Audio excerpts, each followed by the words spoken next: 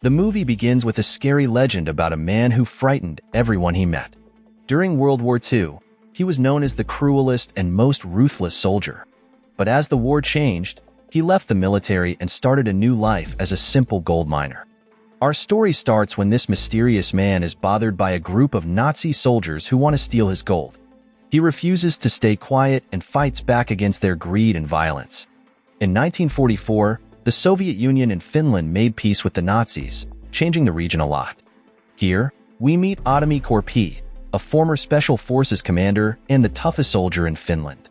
As he got older, Ottomi decided to retire and live as a gold miner. Ottomi works in a lonely, damaged place called Lapland, which used to be a battlefield. He left his home long ago and now only finds comfort in the mines. He travels with his loyal dog and horse across the rough land.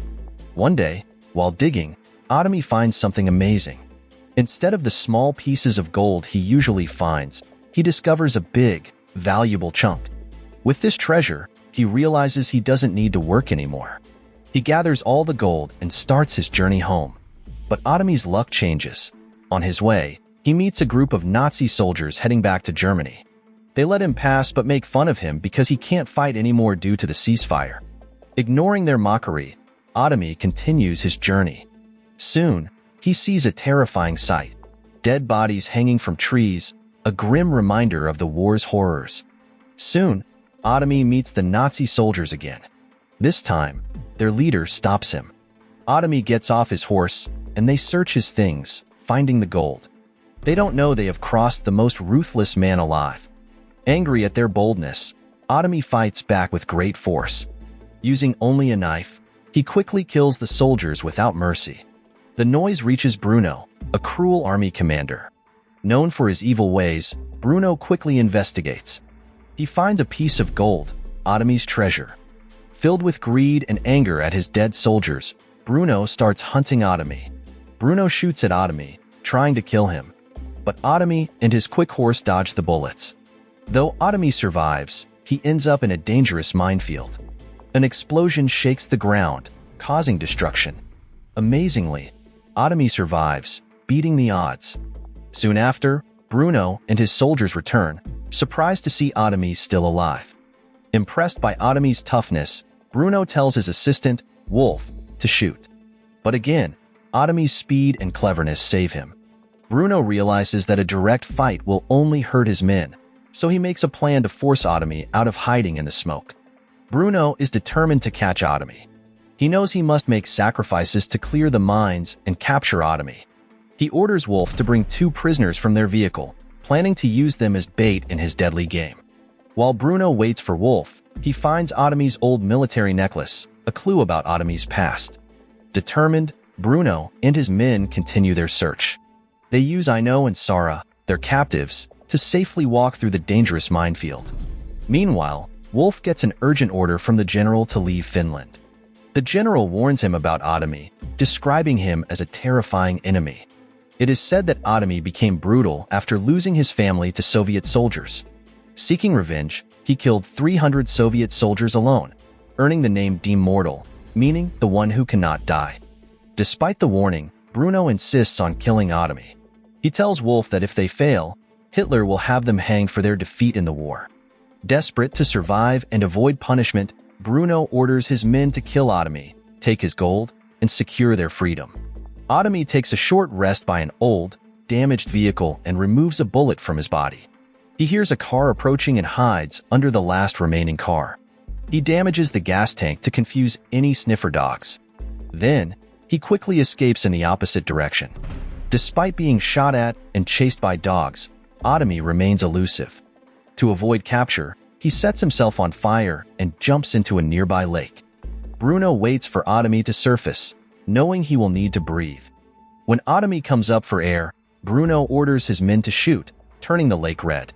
Thinking Ottomi is dead, Bruno sends his men to retrieve the gold from the lake. However, Ottomi is still alive. He overpowers the divers trying to take his gold. One of Bruno's men, scared by the chaos, tries to escape on a boat, but Wolf shoots him. Using the fallen man's body as a shield, Ottomi climbs onto solid ground and continues his escape. Long story short, Otomi escapes Bruno and his men, eventually reaching his hometown, only to find it burned down.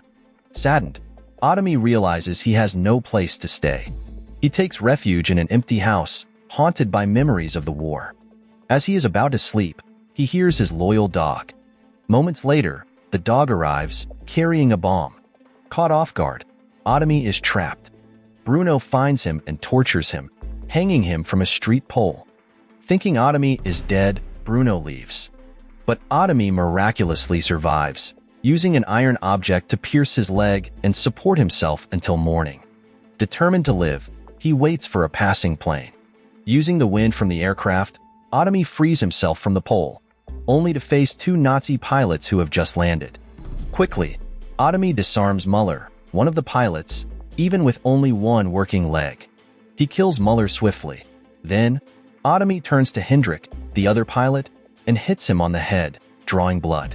Surprisingly, Otomi does not kill Hendrik, knowing he needs his help to get revenge on Bruno. Fueled by revenge, Otomi switches clothes with Hendrik and tends to his own wounds. Despite his severe injuries, Otomi's strength and energy remain strong. Finally, Otomi uses Hendrik's plane to catch up with Bruno and his men. He cuts off their escape route and launches an attack. Fear fills the air as Bruno and his friends realize they must face Otomi. Afraid and knowing Otomi's ruthless nature, Bruno understands their chances of survival are low. With fear in his voice, he orders his men to retreat quickly, not wanting to face death at Otomi's hands. Meanwhile, the captives, especially Aino, feel relieved when Otomi returns. Aino, being a Finn like Otomi, believes in his unbreakable spirit and knows he won't stop fighting those who hurt them. Her belief comes true as a mysterious force takes down the two guards quietly and quickly. Otomi comes out from under the car and springs into action. He gives weapons to the prisoners, forming a team to fight their enemies together. Before they attack, Otomi and Aino hijack the captive's vehicle. Otomi gets on top of a steel tank, ready for battle, while Aino drives the vehicle like a military truck carrying soldiers. The prisoners shoot at the soldiers in the truck ahead, taking them down effectively.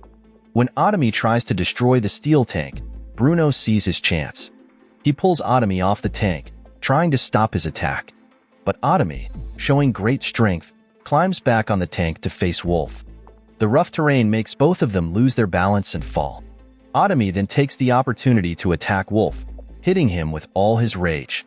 Just as he is about to deliver a final blow, two motorcycles approach, initially posing a threat to Otomi.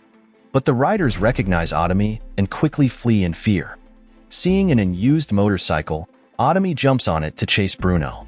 He leaves Wolf behind, knowing the freed prisoners will deal with him. At the same time, Bruno and one of his men reach their destination and plan to escape by plane. However, driven by greed, Bruno kills his own comrade to keep the gold for himself. He is left alone with his gun, making sure he doesn't have to share the loot. But Bruno's plan hits a snag when Otomi intercepts him. Despite this, Bruno and the pilot manage to take off. They don't realize that Otomi has secretly boarded the plane, hiding and waiting for his moment. In a thrilling final battle, Otomi breaks into the plane. Desperate, Bruno aims his weapon at Otomi, determined to kill him. But Otomi is too quick and agile, dodging Bruno's attacks with unmatched speed. They fight hand to hand, and Otomi attacks fiercely, not showing any signs of tiredness. Frustrated, Bruno hits Otomi hard on the head, thinking he has won. But Otomi surprises him by getting up again. With unstoppable determination, Otomi fights back and destroys Bruno with a rocket, ending Bruno's terror for good. Though Otomi defeats Bruno, his struggle isn't over. The pilot has died from his injuries, and the plane is about to crash. Amazingly, Otomi survives the crash, sinking into the mud but emerging a few minutes later. Meanwhile, Aino and the other freed prisoners take control of a Nazi tank, turning against their captors. They capture Wolf alive, planning to hand him over to the Finnish troops for justice. In the final scenes of the movie, Otomi goes to a bank to exchange his gold for money.